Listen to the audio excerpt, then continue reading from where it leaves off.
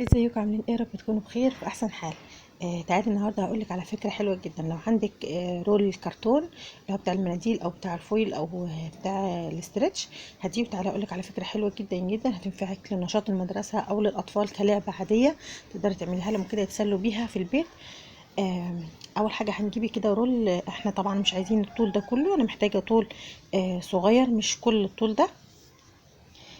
هقطعه كده بالشكل ده. انا محتاجه بس يعني قد مسافه مثلا شبر، هقطع مثلا مسافه شبر او 20 سنتي.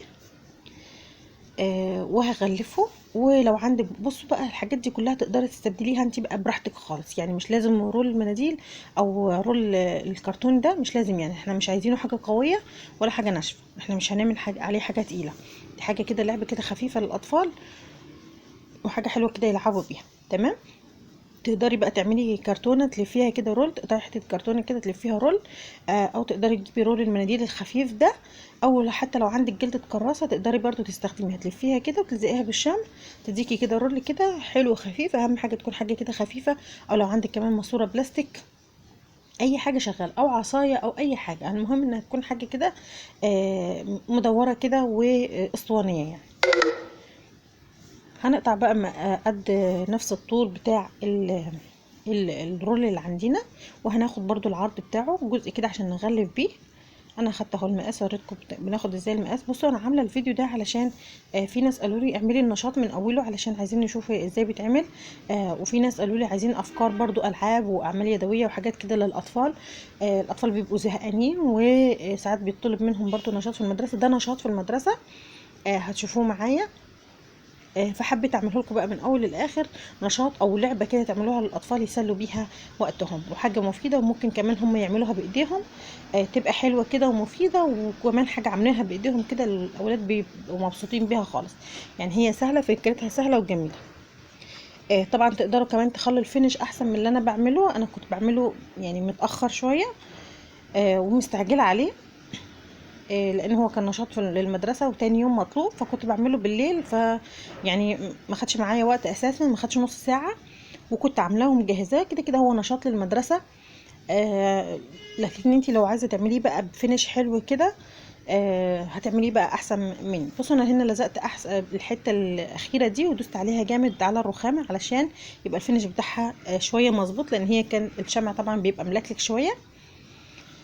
فنحاول بقدر الامكان ان احنا نخلي الفينش بتاع الحاجه مش باين قوي علشان يبقى شكلها حلو كده وظريف. اهم حاجه الرول بتاعي من فوق اللي هلزق فيه هيبقى متساوي. بصوا بقى انا هنا كده خلاص غلفت الرول بتاعي. جبت بقى قطعه فوم كده لونها احمر، انا غلفت بالبينك وهستخدم معاه لون احمر، يبقى الوان كده قريبه من بعض. زي ما قلت لك تقدري بدل الفوم ده تستخدمي قماش تغلفيها بقطعه قماش. تقدري بورقه، ورق ابيض او ورق الوان او ورق لوح، اللي هي اللوح دي اللي بيكتبوا عليها، بيعملوها اللوح اللي بيعملوها دي ويكتبوا عليها في المدرسه. تقدري تجيبي اللون اللي انت عايزاه وتغلفيه بيه، او تقدري تجيبي اللوحه على طول وتقصيها كده وتلفيها اسطوانه، تبقى هي الاسطوانه بتاعتك وفي نفس الوقت متلونه جاهز. انا هنا عملت الزرار وما عجبنيش بصراحه، رحت قلت لا انا هرسمه الاول بالقلم واظبطه وبعد كده هبتدي اقصه. اهو عملته كده بالشكل ده، قطعة كده مستطيلة وحرفها خليته مدور من الناحية دي ومن الناحية دي، وهلزقه كده. بصوا انا لزقته من فوق، لقيته ملزوق من فوق كده، رحت شلتها لان يعني طبعا من فوق الاسطوانة هلزق قطعة مربعة. فالزرار ده مش هيبان، رحت لزقاه من تحت شويه. طبعا الجزء اللي فوق ده هو اللي كان مضايقني، لان الشمع بيلزق في الفوم ما بيطلعش بسرعه، وعشان ده كان لسه سخن حاولت ان انا اطلعه بسرعه بس فضل فيه بقايا كده فكانت معلمه. هنا بقى من فوق هتكتبي اون. طبعا انا كتبت بالرصاص لحد ما الاولاد يصحوا كده واخد منهم قلم جاف. طبعا هو القلم الجاف هيبان اكتر، انا الصبح كتبت عليه بالقلم الجاف وكان باين اكتر من القلم الرصاص. هتكتبي كده اون واوف، هتكتبي من فوق اون ومن تحت كده اوف. تمام، يعني كأنه ده زرار بتاع ايه التشغيل والطفي. هنا بقى قطعة الكرتونة دي تقدري برضو تستبدليها بأي قطعة كرتون تاني. أنا المهم إنها عايز بالشكل ده كده تبقى مربعة بالشكل ده. تمام، هغلف بقى القطعتين في الجنب كده عشان تبقى الكرتونة ماسكة نفسها، لأن هي الكرتونة خفيفة شوية. هحط بقى كده شمع على الحرف كده المربع ده.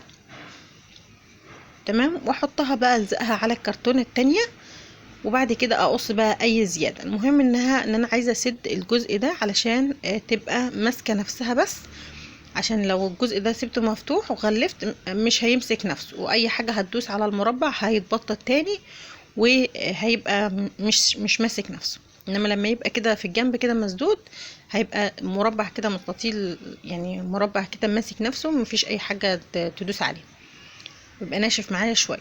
طبعا كل ده هيتغلف برضو، يعني المربع ده برضو هغلفه. في ناس عرفت انا هعمل ايه وفي ناس لسه. بس عايزه اقول لكم لو الفكره عجبتكم ولو الفيديو عجبكم ما تنسوش تدوسوا لايك وتشتركوا في القناه لو اول مره بتشوفوا فيديوهاتي. وان شاء الله هنعمل افكار كتير جدا اعمال يدويه. الناس اللي عجبتهم الاعمال اليدويه وقالوا لي كملي في الاعمال اليدويه برضو، ان شاء الله هعمل لكم اي حاجه بقى بعملها من هنا ورايح هصورها لكم وهنزلها لكم. انا بعمل حاجات كتير بس مش بصورها، مخليه القناه يعني للطبخ وكده وحاجات المطبخ بس. في ناس طالبه الحاجات دي كتير، بتحب الحاجات دي، فخلاص انا اي حاجه هعملها هصورها معاكم وانزلها لكم. كده خلاص عملنا المربع بتاعنا وبقى متين. هنغلفه بقى، تقدري بقى تغلفيه برضو بلون مختلف او بنفس اللون. انا هعمل بنفس اللون. انا القطعه دي الشمع ده كان مضايقني جدا لانه كان باين بصراحه غير في الكاميرا خالص. بصوا بقى هنا بقى هناخد برضو قطعه من الفوم. تقدري برضو تقصي كده لو انتي محترفه في القص وبتعرفي المقاس كويس، تقدري تقصي كده حته طويله وتغلفيها رايح جاي ناحيتين مع بعض، هيبقى احسن من ان انتي تقصي جزء جزء، عشان بس يبقى التغليف والتشطيب بتاع الحاجه والفينش بيبقى حلو كده. تمام. انا بس قصيت مربع مربع. ولما اخلص بصي بقى هتجيبي بقى الكوره بتاعتك وهنغلفها بقى اي بقى شراب قديم عندك، شراب مقطوع او باي قماشه عندك، او برضو باي حاجه تكون كده طريه. لو تعرفي تغلفيها بفوم برضو تمام.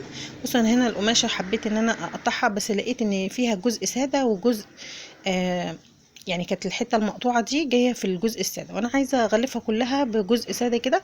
فهاخد الفرده التانية تمام، هدخل بقى كده الكوره وهخلي الكوره تيجي في الجزء الساده ده، لان هو الشراب بصوا جزء ساده كده وجزء مخطط، فانا عايزه كلها تبقى شكل واحد، يعني ما يبانش ان ده ايه شراب ولا حاجه، كانها قطعه شاش كده او قماشه. هقص بقى هنا كده الجزء اللي فيه الخياطه، وهقص بقى هي برضو باقي الشراب. تمام.